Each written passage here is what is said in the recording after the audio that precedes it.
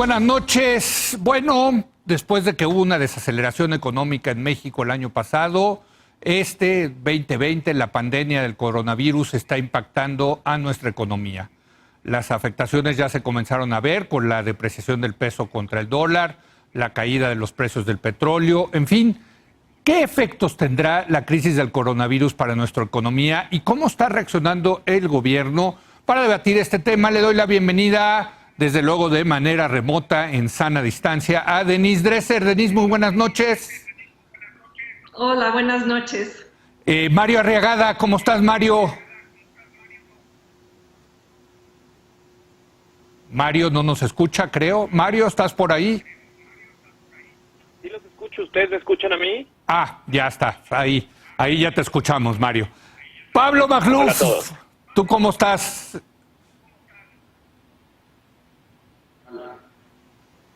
No lo escuchamos a Mario, perdón, a Pablo.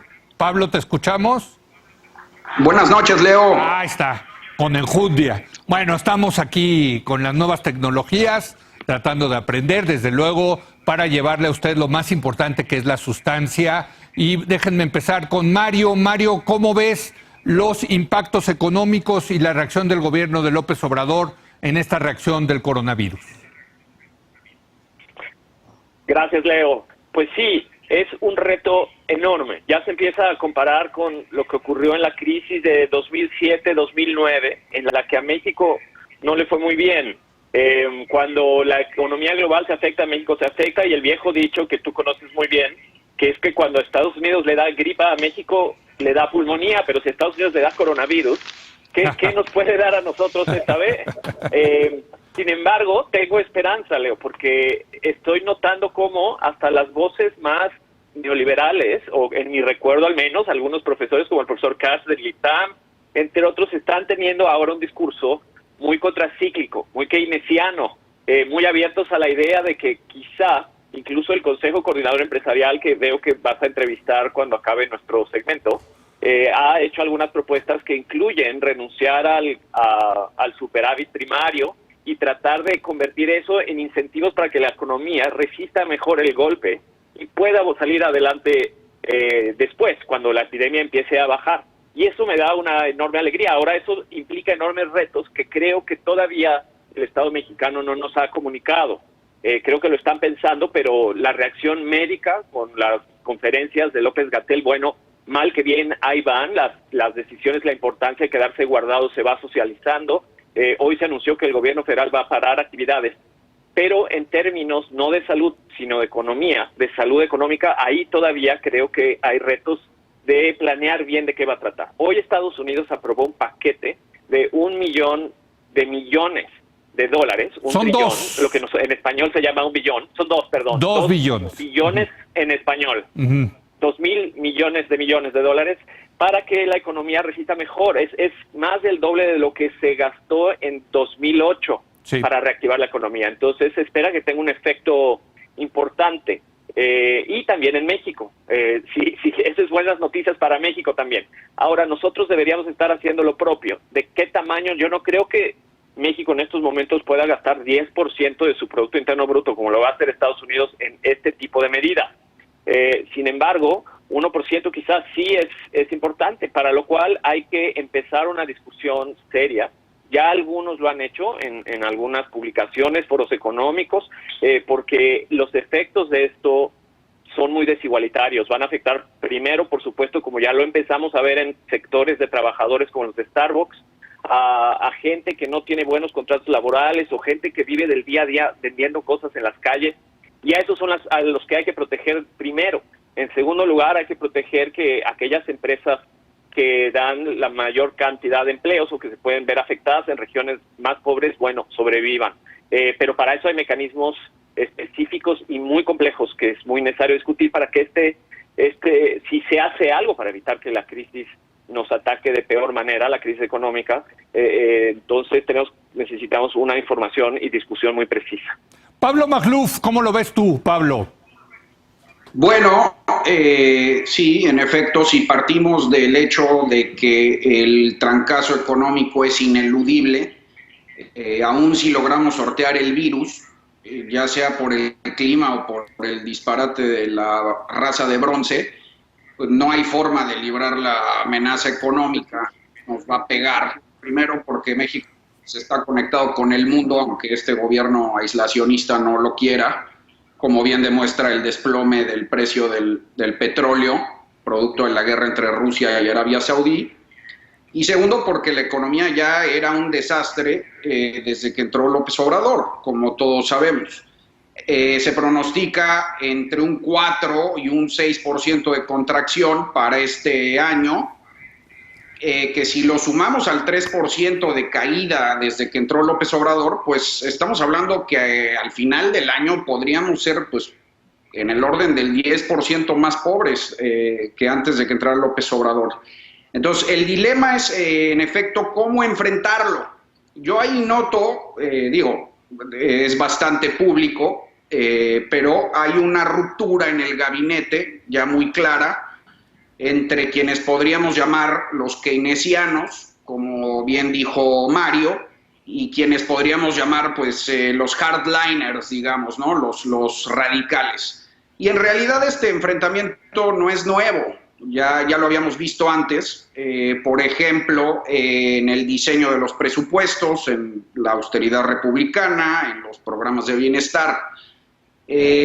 Los keynesianos lo que proponen son esencialmente medidas contracíclicas, ¿no? Para los amigos del auditorio que nos escuchan, eso quiere decir, pues, políticas económicas del Estado, es decir, el que mete la lana es el Estado, sobre todo para reactivar el consumo y la economía. Y bueno, en efecto, como bien ha enseñado la historia, incluso a los neoliberales de hueso azul como tú, querido Leo, pues Keynes sí funciona en crisis, ¿no? Se demostró así después de la Gran Depresión y en la Gran Recesión. Entonces, bueno, ¿qué medidas sugieren ellos? Transferencias al sector salud, seguros de desempleo, gastos en infraestructura, prórrogas en impuestos, en fin, ayuda social. La cuestión es cómo financiarlo. Según entiendo, a partir del documento que presentó la Asociación Pensando en México, de Jorge Andrés Castañeda, hijo de mi admirado canciller, llamado Un Plan Frente al Despeñadero Económico, en esencia, se tendrían que parar los elefantes blancos de López Obrador, es decir, Dos Bocas, Tren Maya y Santa Lucía. Y además, usar la línea de crédito del Fondo Monetario Internacional que tiene México, que son más o menos unos 61,000 millones de dólares. Ahora, los hardliners o radicales se oponen porque, fíjate qué ironía, consideran que eso sería neoliberal, usar el Fondo Monetario, y porque además quieren mantener pues, las finanzas públicas sanas y los proyectos clientelares. Eso no tiene ningún sentido porque lo verdaderamente neoliberal pues no sería hacer absolutamente nada. Entonces estamos en esa disputa. ¿Me escuchan? Sí. Sí. Entonces estamos en esa disputa. Muy bien. Denise, ahora sí te tenemos vía remota. ¿Qué opinas tú al respecto, Denise? Yo creo que lo que se viene no es comparable a la crisis financiera del 2008-2009. Un artículo en la revista The Atlantic lo expresaba muy bien. Esto no va a ser una recesión, esto va a ser la edad de hielo. Creo que no hemos presenciado una crisis global de las dimensiones de lo que se avecina en nuestra generación. Y lo digo después de haber sobrevivido la crisis del 82, el 89, el 94.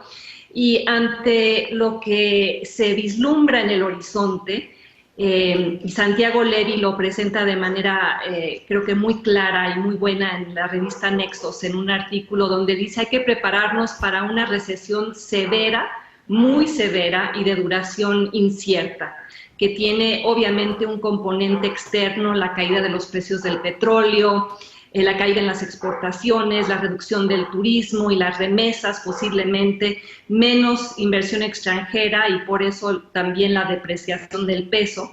Pero se añade otro ingrediente que es un componente interno que probablemente va a ser el cierre de oficinas, restaurantes, hoteles, fábricas, y me parece que ante eso la respuesta hasta el momento de este gobierno ha sido insuficiente, ha sido minimalista, como si todavía no se hubieran dado cuenta de lo que va a ocurrir. Todavía persisten las decisiones basadas en consideraciones políticas o personales, la insistencia del presidente en seguir pensando que esto se puede resolver con el simple mantenimiento de los programas sociales y los proyectos de infraestructura como el Tren Maya, como Santa Lucía, y el propio Arturo Herrera no ha hecho un anuncio claro de recursos para enfrentar el desplome económico. Y creo que lo que se anunció hoy, la propuesta de disminuir en 8% el sueldo para los empleados del sector público, persiste todavía en el gabinete y en la cabeza del presidente esta idea equivocada de que la austeridad republicana, que con eso basta para sobremontar la crisis que se viene. Ese recorte del 8% de los sueldos no se parece a nada de lo que hemos estado presenciando a nivel internacional. Parecería que este gobierno lo que quiere hacer es recortar en lugar de apoyar, subsidiar y promover un escenario en el cual el gobierno hace transferencias directas a empresas para que no despidan a sus trabajadores, propone una serie de medidas para evitar el cierre de fábricas, protege el empleo y crea redes de seguridad social para evitar el congelamiento de la economía. Entonces, me parece que la respuesta ha sido tardía, también porque siguen debatiendo esta falsa dicotomía de si desaceleramos todo o paramos la actividad económica por el tema de salud, el impacto económico va a ser aún peor. Mi perspectiva es que si no se toman medidas restrictivas ahora, y celebro que el gobierno federal haya anunciado que los trabajadores del sector público deben quedarse en su casa, y celebro que Hugo López-Gatell haya insistido en eso en su conferencia de esta noche. Si no se adoptan ese tipo de medidas, los efectos económicos y para la salud van a ser mucho más graves, más costosos, y va a tomar más tiempo aplanar la curva del coronavirus que, según el gobierno, y no solo este gobierno, sino a nivel internacional, se ha vuelto la prioridad. Y entiendo que no son decisiones fáciles, pero me gustaría ver de este gobierno una respuesta mucho más articulada y coherente de lo que hemos visto hasta el momento. Nos queda tiempo para una ronda más de cada uno de ustedes, y yo les quisiera preguntar, ya lo dijo Mario y lo hemos estado discutiendo a lo largo de estos días, que pues no es lo mismo un plan económico para un país como Estados Unidos o Europa, donde prácticamente la mayoría de la economía es formal, que para un país como México, que tiene grandes sectores y grandes cantidades de trabajadores que trabajan en la informalidad y que viven al día al día. Pero déjenme dejar a un lado la parte de la informalidad y entrar a la parte de la formalidad, porque uno de los temas que se está discutiendo hoy en día en Estados Unidos es qué hacer con la economía formal, y en particular si el gobierno tiene que apoyar a las empresas para que no quiebren. En el paquete de $2 billones en Estados Unidos hay contemplado $500 millones, es decir, $500 mil millones para apoyos a las empresas para que no quiebren. Mario, este tema es muy controversial después de la ayuda del 2008-2009 a los bancos para rescatar a los bancos. ¿Cuál es tu opinión al respecto? ¿Hay que apoyar a las empresas para que no quiebren? Lo es, Leo, es muy controversial y por lo tanto muy interesante. Déjame darte un ejemplo justamente del comunicado que sacó el Consejo Coordinador Empresarial, que sugería, para evitar que los trabajadores padezcan en esta época de crisis, que nos den el dinero a las empresas para que nosotros se lo demos a los trabajadores. Es una opción. La otra opción es que le den el dinero directamente a los trabajadores vía algo similar a un sistema de pensiones o un sistema de ingreso básico, sino universal, por lo menos para aquellas industrias donde sean más vulnerables, durante cuánto tiempo, quién se queda con el dinero esos meses y si puede diferir, invertirlo en otro lado o no. Todos esos detalles pueden hacer más rico al capital a la hora de hacer esa transferencia o ayudarle más rápido a los trabajadores. Entonces están en los detalles las diferencias. Yo, por ejemplo, creo que se tiene que ir pensando en un sistema de seguros de desempleo que en México nunca hemos desarrollado, a pesar de que muchos otros países sí lo tienen, antes de pensar en el ingreso básico universal, que es tan caro que hay que hacer grandes reformas para lograrlo. Quizá eso sí se podría. Ahora, a las empresas, Estados Unidos parece rescatar a la empresa Boeing, la de los aviones, que porque no había vuelos estaba a punto de quebrar y las acciones bajaron a un cuarto del valor que tenían originalmente en unas pocas semanas. Bueno, se ha recuperado, el rescate va a ser, se ha recuperado estos días precisamente. Sí.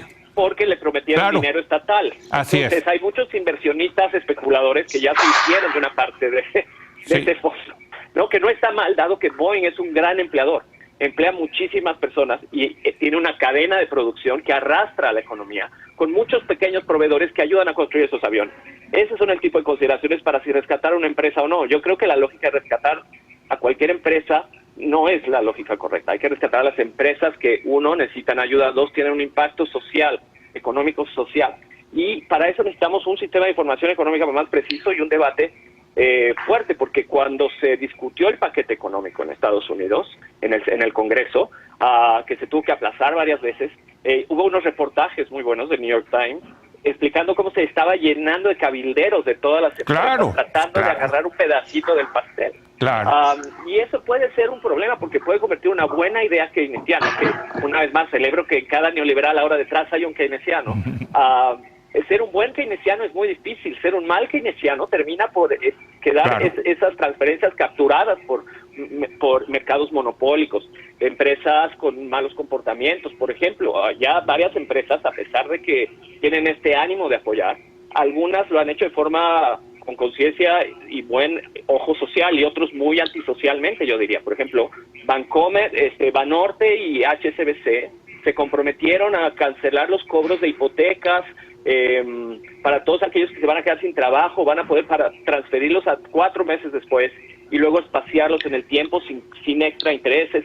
Medidas muy necesarias en este momento. Bueno, ese requiere algo de apoyo estatal, quizá algo así sí, pero no lo hizo Bancomer, otras empresas no lo han hecho así. Y, por ejemplo, Ricardo Salinas Pliego sacó un video muy polémico en la mañana en el cual parece como desestimar la importancia de proteger la vida y la salud de las personas para que todos regresen a los hoteles, a que los hoteles no quiebren. Fue uno de sus argumentos, los hoteles vacíos. Creo que esa manera de reflexionar es la incorrecta. Pensar que lo único que hace falta es que todo el mundo compre todo el tiempo como estábamos antes y que el Estado debe subsidiarles esa compra no es lo correcto. Lo correcto es pensar quién va a sufrir, por qué y su sobrevivencia, a quién y a cuántos nos va a convenir. En eso se cifra que tengamos un rebote más eficiente y efectivo en vez de tirar dinero a la basura. A esos ahora neokeynesianos que antes eran neoliberales, que no les gustaba endeudarse, cada deuda contaban cómo se gastaba cada peso. Bueno, ahora que nos vamos a endeudar para gastar, quizá se tiene que vigilar doble cómo se gasta y si es un gasto progresivo o regresivo. Pablo Magluf, ¿se tiene que apoyar el Estado, el gobierno, para que las empresas no quiebren? Sí, yo creo que, como bien dije en mi primera intervención, Keynes ha funcionado en las crisis. Ahora, estoy de acuerdo con Mario absolutamente de que no es nada más si se apoya o no, sino a quién y cómo, porque ahí también puede haber un derroche innecesario cuando los recursos llegan a quienes no lo necesitan. Pero, Leo, si me permites, puesto que creo que Mario contestó toda la pregunta en esencia, quisiera moverme a una segunda disputa que está habiendo muy parecida a la de las empresas, pero hay una disputa ante la inacción del gobierno federal en los gobiernos estatales, que empiezan a tomar acciones por cuenta propia. Ayer Jalisco presentó su propio plan, que en esencia es keynesiano, el Plan Jalisco COVID-19, Sonora, el Estado de México, Colima. Pero eso está bien, ¿no, Pablo? Eso está bien. Sí, desde luego que está bien. Sí. Varios de ellos incluyen, para contestar tu pregunta, apoyo a empresarios. Sí, desde luego que está bien, pero tenemos que volver a discutir entonces si somos una república centralista de facto o no, o si vamos de vuelta al federalismo, porque el riesgo ahí es que no hay ninguna coordinación federal y cada quien puede empezar a hacer lo que quiera. En principio el proyecto de López Obrador era un proyecto centralista. Él quería detener la federalización provocada por la transición a la democracia, pero pues se topó con el coronavirus. Bueno, y además de que ya no tiene dinero. Y a él le convendría en esencia la lógica keynesiana centralista desde el Estado dar apoyos.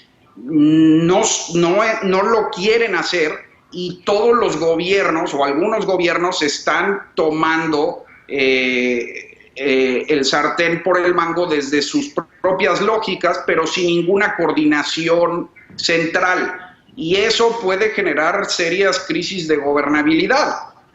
Entonces, creo que ese es otro debate. Claro. Y creo que ahorita vamos a ver una nueva disputa que es eterna en la historia de México entre el federalismo y el centralismo. Parece que los estados están tomando la delantera al gobierno federal. Denise, esto de las quiebras de las empresas o apoyos gubernamentales, ya sé y me adelanto que vas a hablar del capitalismo de cuates. Siento que por ahí va a ir tu comentario, Denise. Pues lo vimos esta mañana en la actitud de Ricardo Salinas Pliego, el cuate más emblemático del capitalismo de cuates. Y habrá sin duda muchos empresarios oligopólicos que tratarán de aprovechar la crisis para recibir apoyos gubernamentales que no merecen.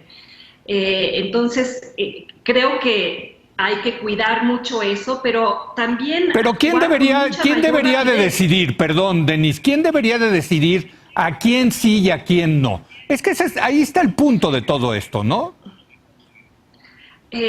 Pues yo creo que el gobierno federal, pero el gobierno federal en este momento parece paralizado e incoherente en muchas de sus medidas.